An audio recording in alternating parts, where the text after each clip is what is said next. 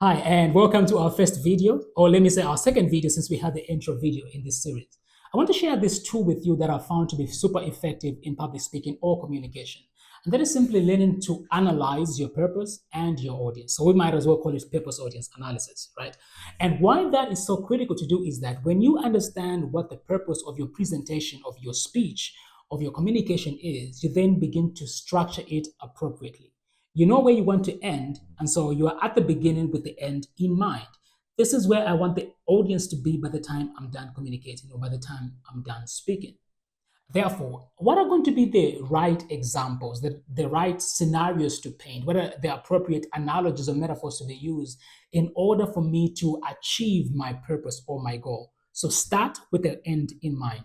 That is one. And then secondly, I think it's critical for you to understand who your audience is because that informs how you structure your message, the kind of language, the kind of words that are appropriate for you to use before such an audience.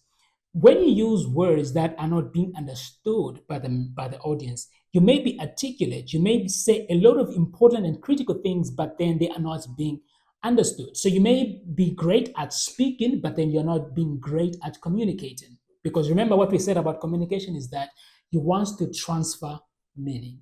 And so if the audience is not understanding your words or what you are saying or your examples, then you're not being effective in the regard of transferring meaning. So think about the purpose, think about the audience, let those things merge, and then let that guide how you package